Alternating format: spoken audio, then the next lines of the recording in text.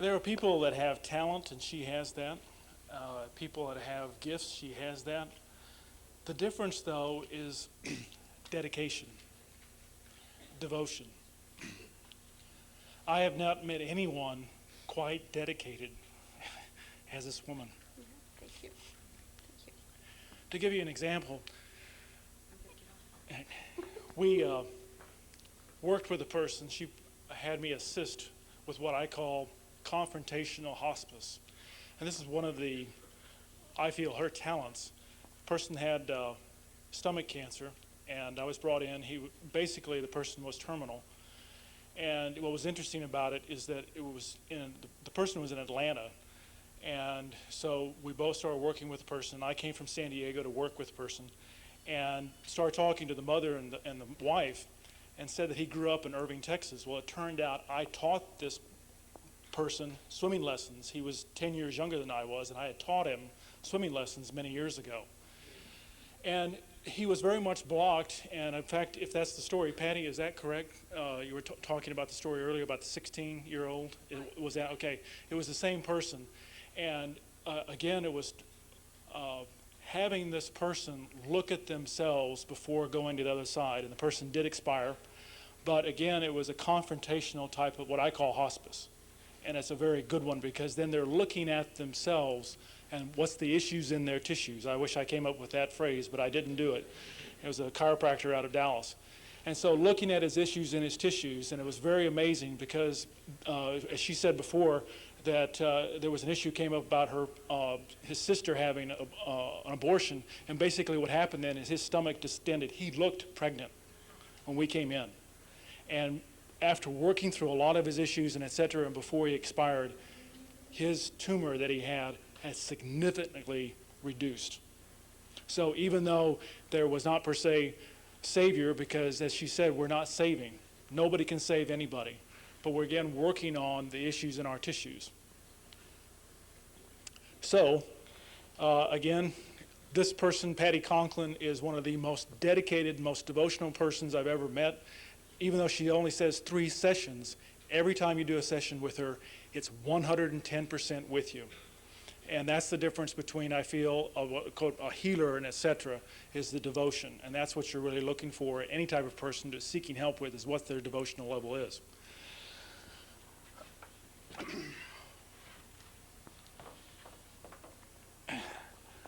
The water I'm about ready to drink came from real high quality stuff.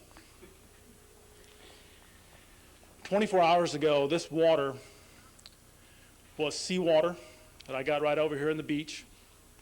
It was tap water, and it was also the urine of Dean Stonier.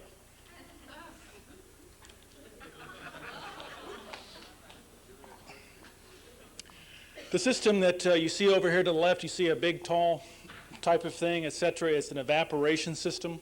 It was developed by John Petrick. We also use my quantum disk on it. It's basically what it does, it has a low heat type of thing, and so because you're losing low heat to heat the water, the only thing that condenses is just the pure water molecule. And so normal tap water has what's called 6,000 parts or 600 parts per million and of contaminant. Seawater has about 8,000 parts per million of sodium. And then normal bottled water has about 150 to 200 parts per million of contaminant inside of it. And so this device, we took some seawater and we also took some urine and mixed it all together. We had an official lab test done.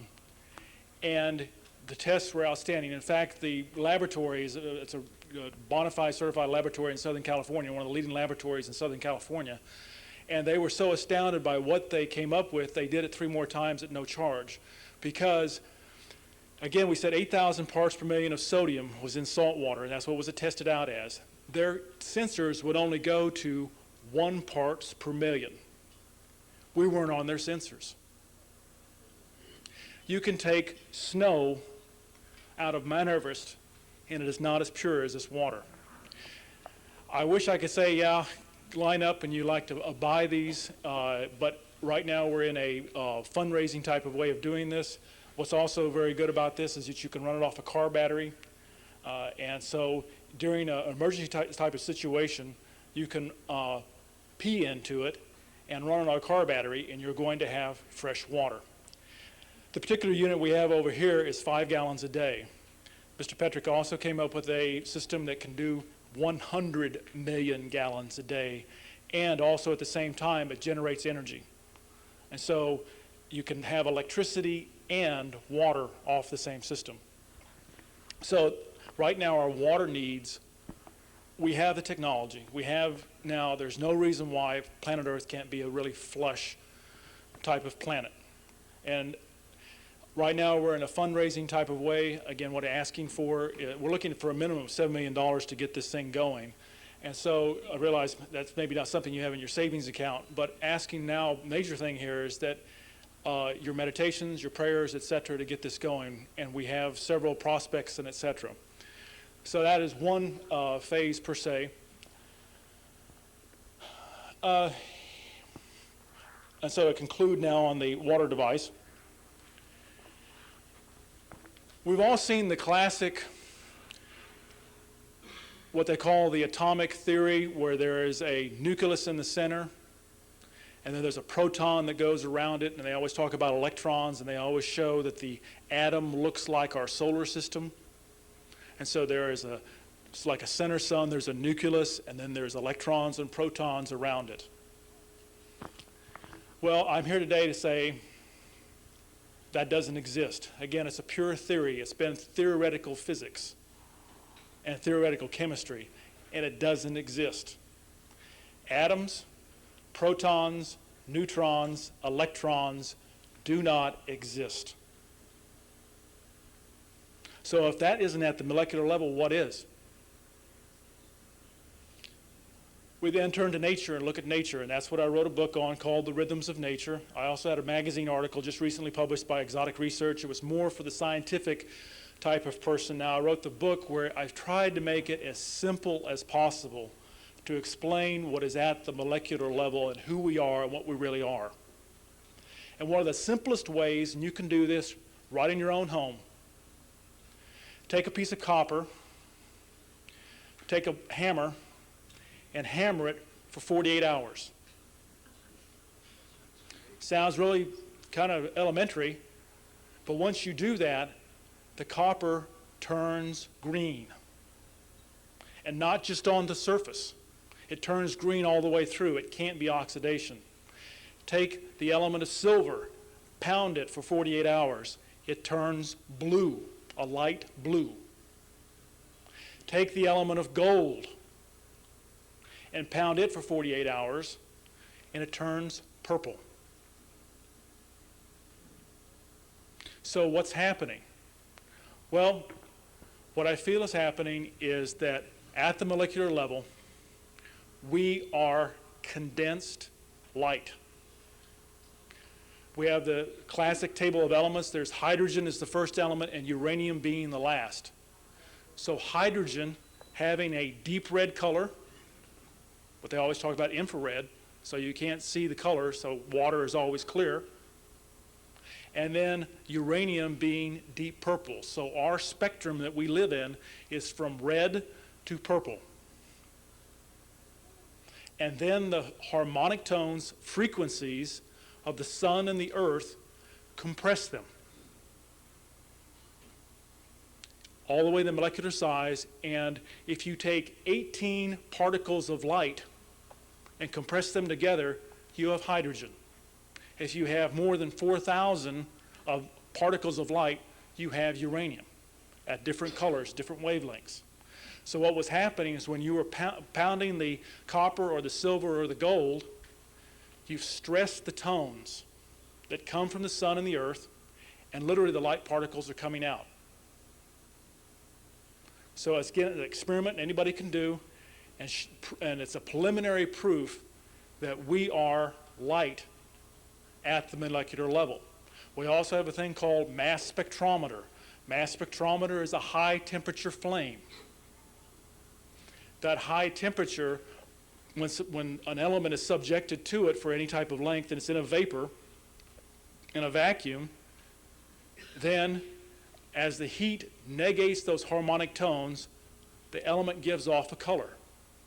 And that is the whole basis of mass spectrometer. They basically can take any type of substance, and then by putting it into a high temperature flame, they look at the color. So again, we are light. Constantly, all the time, moving back and forth in some sort of light spectrum. We're not atoms. We're not protons, neutrons, electrons.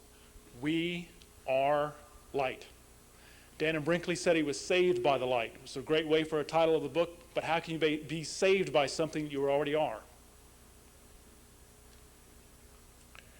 So now, in my experimentations also, I found out that the table of elements comes in multiples of 7. It doesn't come in hydrogen, helium, lithium, that type of way. It comes in multiples of 7. And again, it goes in the book and does it very, very simply, but I'll give you the rundown here as much as possible. So when you do it in multiples of 7, that means that the first element is hydrogen, male force, yang. The second element is oxygen, feminine, receptive, yin. The third element is phosphorus. Hydrogen, oxygen, phosphorus. You got to hop into this dimension. And so one of the most fascinating, though, elements is phosphorus. Phosphorus absorbs light, sunlight, any type of light, and then transmits that light at a different frequency. It's phosphorescent. You've seen always the fireflies and etc. Growing up, I don't see that many more these days, but in fireflies where they would have what they call phosphorescent, and science has been so bedazzled they still don't know what it really means. But okay, phosphorus absorbs light, and then it transmits the light at a different frequency. What I believe, though, is phosphorus does also another thing. It also takes on other types of wavelengths and transforms them too. They always talk, you always see the helix in DNA, that little helix they talk about in DNA. Well, I don't know how the word DNA ever came about, because 99.9% of the DNA is made of phosphorus. The sheath, totally covering all of our nervous system, is made of phosphorus. And a key element inside of the mitochondria is called adenosine triphosphate. It's a phosphorus. And so the element of phosphorus is totally 100% key in our existence. So our DNA, made of phosphorus, it is absorbing light. And what I feel it's doing is also manifesting elements within ourselves. We have a particle that's traveling faster than the speed of light called a tachyon. It's called 186,000 miles per second. A tachyon moving, and then it goes into the phosphorus of the body, and then is slowed and becomes a chemical element that is now 186,000 miles per second below the speed of light. Vice versa, you have a chemical element that is now pushed through the phosphorus. You now have a chemical element inside of yourself, and it's pushed through the phosphorus of your DNA, and it's no longer part of a chemical element. It's now a tachyon, and it's holographic. It has all of your information inside of it. We are nothing but huge, transforming, transmitting vehicles. That is all we are. Nothing more, nothing less. Constantly always exchanging light particles.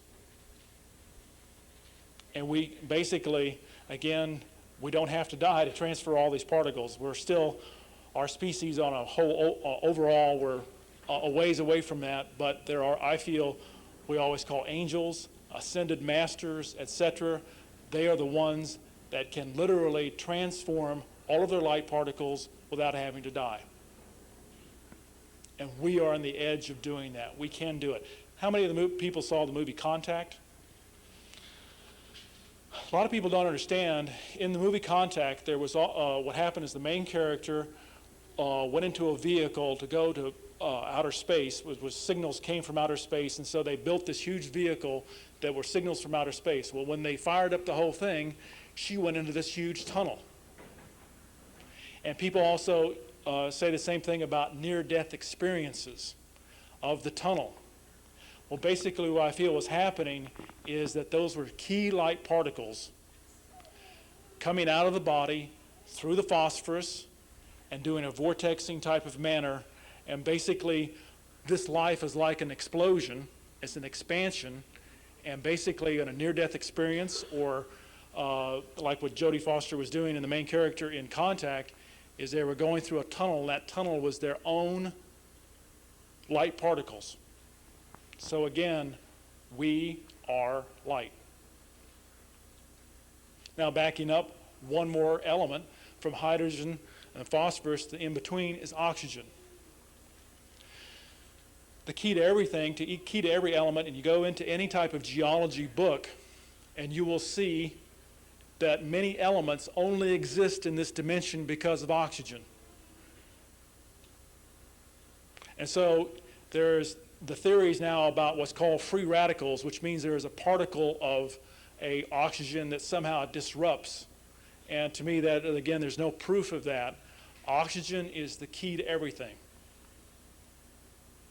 We must have oxygen of all sorts. And there are two sources of oxygen. Quite obviously, what we breathe is extremely important. There's oxygen in the air. But also, there's oxygen that is radiated by the moving magma beneath the earth. And Chinese call it qi. And there's various other names for it through religions all throughout the world. But basically, it is oxygen molecules, and it's from all the way from O1 to O7 that is radiated from the moving magma beneath the earth. And it organizes everything in this dimension. And what was the key for that is that when you're away from this oxygen molecule, then the entire cell goes to disorganization. The lack of oxygen means chaos within the cell. The lack of oxygen means also that a liquid is going to taste poor. It's going to have a poor performance. It's not going to be at its maximum. And so, who has the highest incidence of chronic fatigue syndrome? Pilots, flight attendants. Why? Because that oxygen molecules radiating from the moving magma only go up maybe a quarter of a mile at the very most. It may even be an eighth of a mile, depending upon where the topography of the earth. So when you get above this oxygen radiation, literally the whole cells of the entire body go to disorganization, hence chronic fatigue. So we are in need of oxygen molecules. This was then the impetus for my first invention called Multitrans. It was a electronic type of box. And so it gave off oxygen molecules. We proved that scientifically through many, many types of tests and et cetera. I then perfected that and went away from, per se, electronics and went into a non-electronic type of device, and now it's just a small type of disc, and I'm wearing it now. And it changes the atomic structure, or it changes the molecular structure of liquids. This has been proven scientifically, what is called surface tension. It takes surface tension from 76 dynes per centimeter to 55 dynes in 1 minute. I know that doesn't mean a lot to a lot of people, but it makes the water wetter. And that's proven scientifically. Also, again, if you have disorganization in a liquid, it tastes poor, and it will not absorb. You have a water that is atomically structured, and it will absorb. It has proper surface tension. It's wetter. It's going to absorb into your body. And so the same thing is also as the cell. If the cell is disorganized, then it's going to be in some sort of pain or fatigue. So the disc has also been used on various types of conditions for the human body. And helping out, again, I still feel the whole thing is about the issues in the tissues, but as Patty was saying, it brings out also a lot of the emotions, but also brings organization back where there was chaos. There is a person by the name of Steve Finley. He is an outfielder for the San Diego Padres. They just recently went to the World Series this past year, but not this year, but the year before. Steve Finley had tendonitis of the elbow, and it was like a bullet wound right in his elbow. He had had his letter of retirement written. He thought baseball, it was done, it was over with. They brought in specialists from Japan. They took him everywhere to try to do something about this tendonitis of his elbow. On a Sunday night, he was ready to retire. We put the disc, just taped it right to his area on a Sunday night. 8 days later, he was playing, and that season, he won the Golden Glove. Why? Again, because that particular area was in type of chaos, and what the disc did is bring it back into a molecular type of structure. So again, we're either in a form of mild chaos, total chaos, or no chaos at all, and that's energy and vitality. The key thing is what is the emotions? What's going on us inside emotionally? And so dealing with those types of issues in any form of way that you can of dealing with the issues in our tissues. And then the discs and all types of other toys and devices, and I call them toys and devices, they're sort of a bridge until we also dealing with inside of ourselves. As Patty mentioned also, I started playing with the disc, and it definitely does whine and that type of thing. And so I started doing some visualizations, and one day I was holding a drink in my hand and visualized the energy coming out of my heart chakra. And it changed the liquid, and many people testify this, etc. So I was at a Super Bowl party the first year that Denver won their Super Bowl, and I said, I described to somebody I was moving energy in my heart chakra, and they were impressed, and they said, well, if it's moving out of your heart chakra, why are you holding on to it? It shouldn't make any difference about distance. So that was the first time that we put some wine across the room. I moved the energy out of my heart chakra and into the glass, and there was 10 people there, and all 10 people could tell a difference in the taste in the wine. And then that's when she also described that I also did an experimentation. I was on a radio program describing the disc in New Zealand. And so as an experiment, what they did is they took 2 cups of coffee. One was put by the microphone where the announcers were. One was put outside the sound booth. I moved the energy, and I concentrated on, never met the people. I was in San Diego. They were in New Zealand.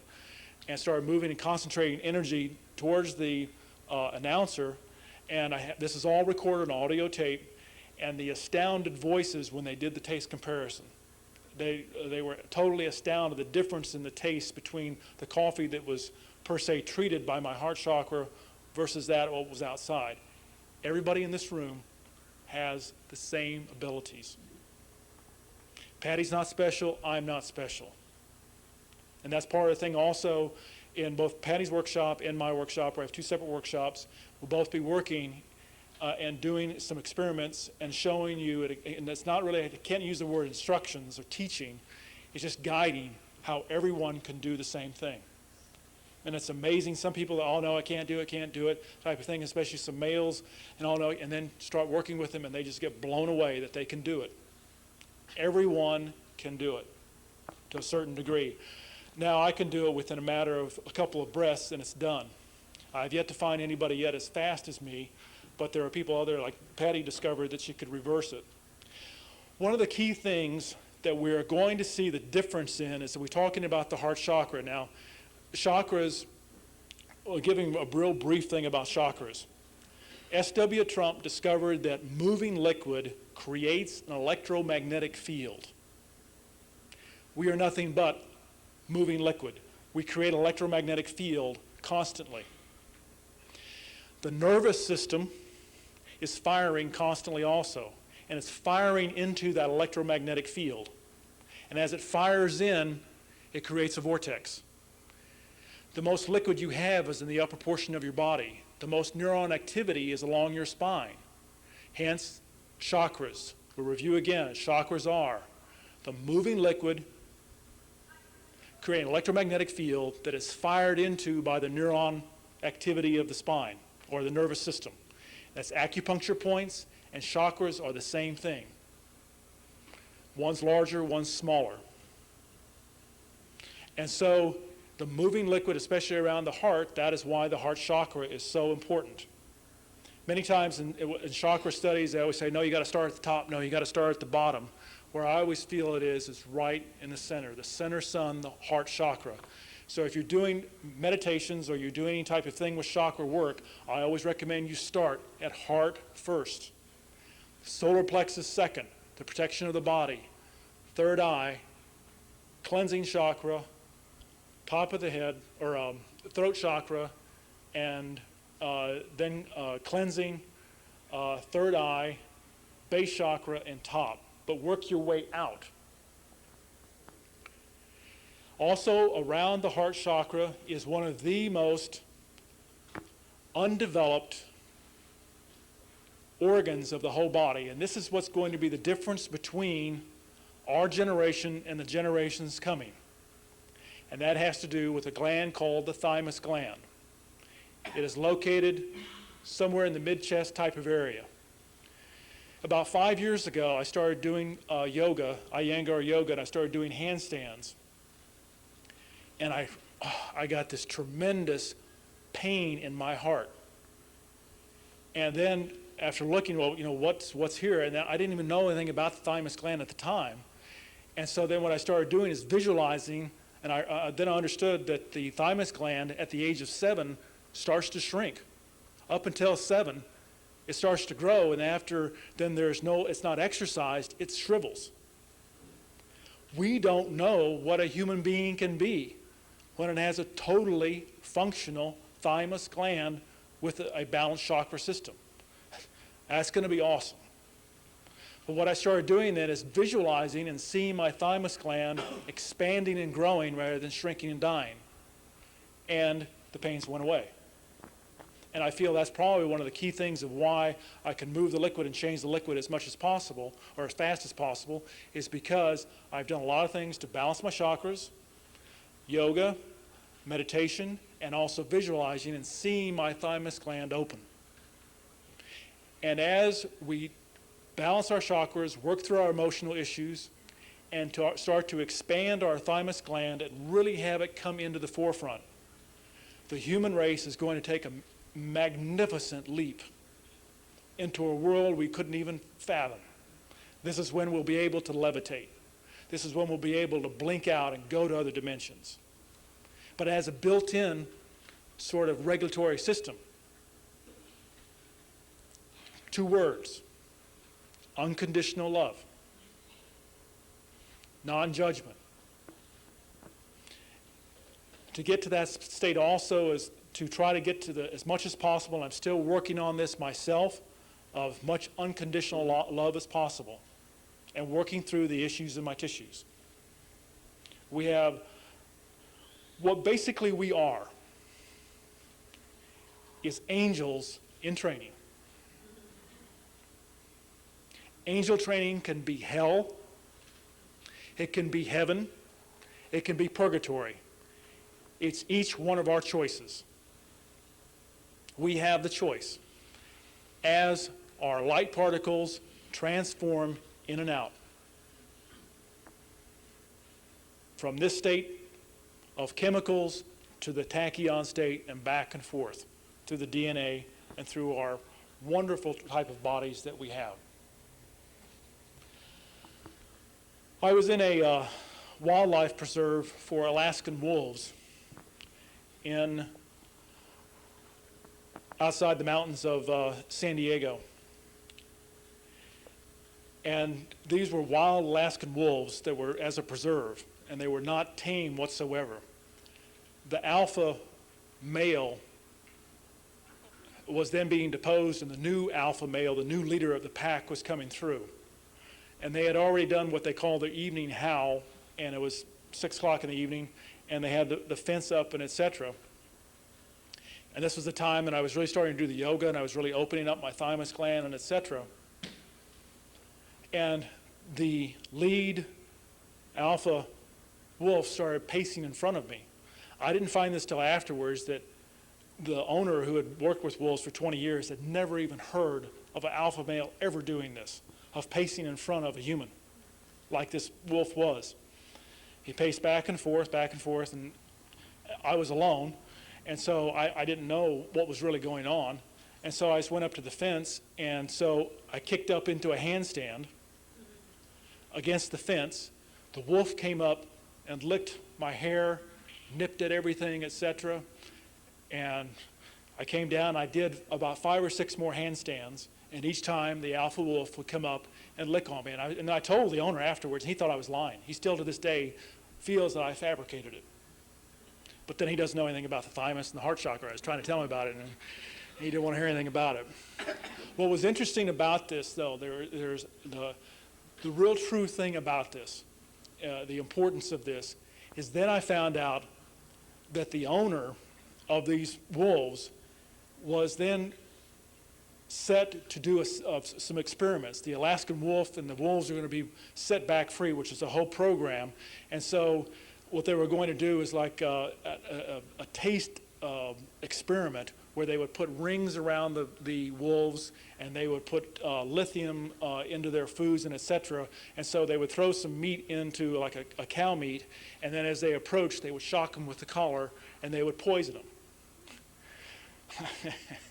And so what was interesting is I didn't know at the time that when I had this encounter with the wolf, that the owner was in negotiations with a professor at a local university in San Diego and with the Arizona Department of Fish and Game. And so that wolf knew. He knew. And so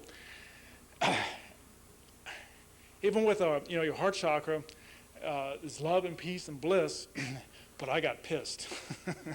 And I was with very, still not an angry type of way. I did a very stern letter writing campaign, and they were stopped. And so,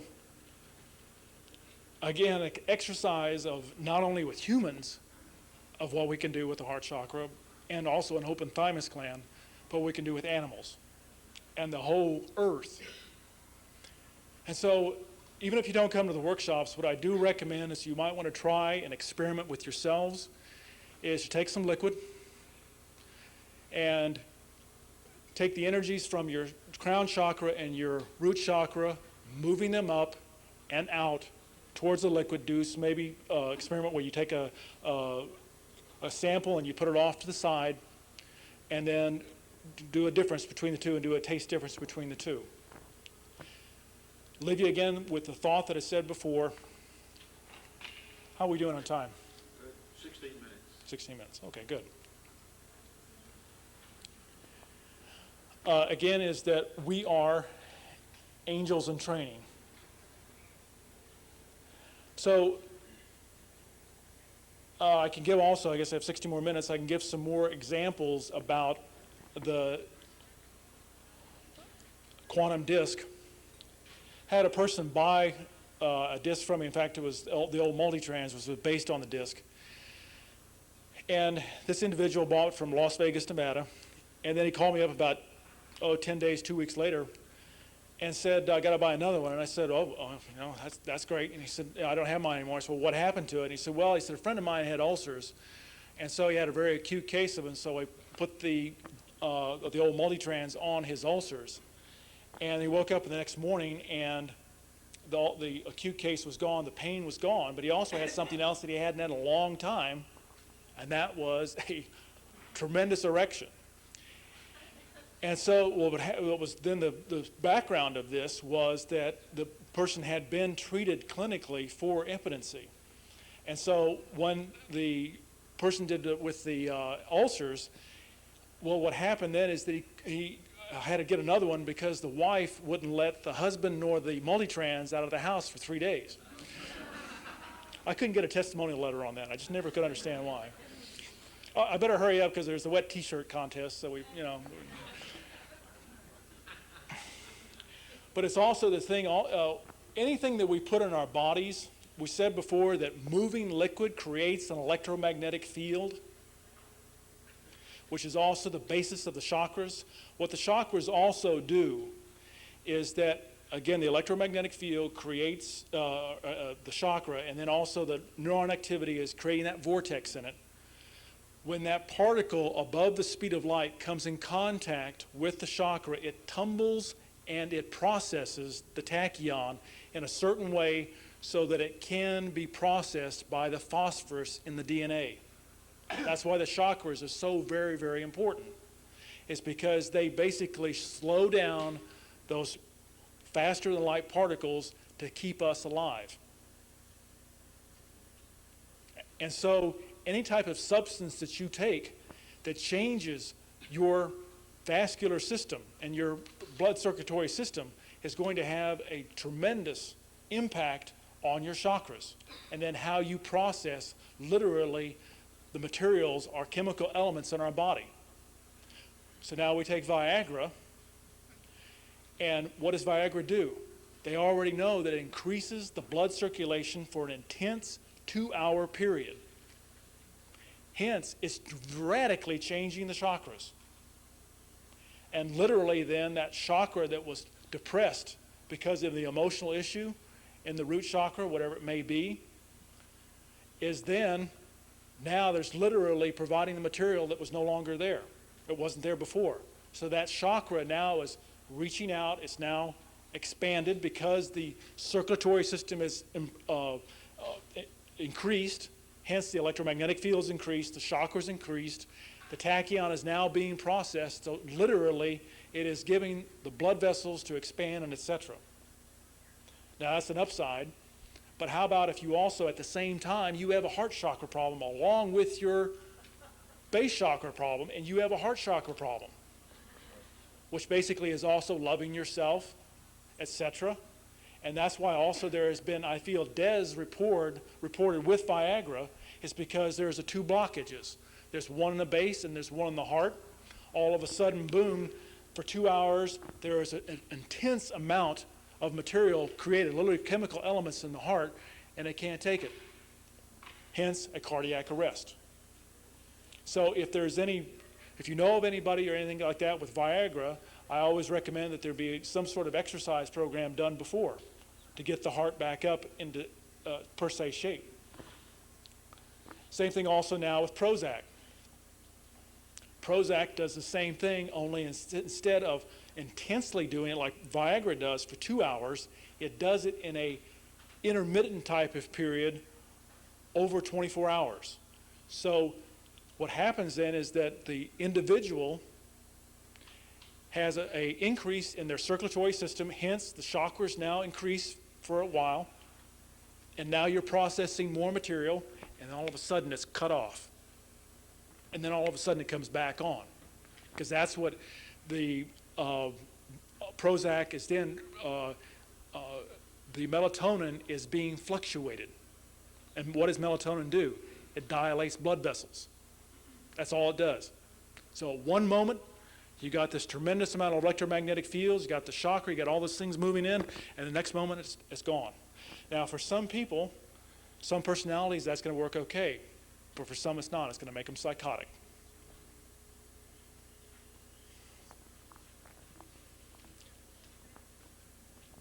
El Cajon, California, about 3 years ago, a individual, it was a male of about 65 years old, went through some depression. They put him on Prozac.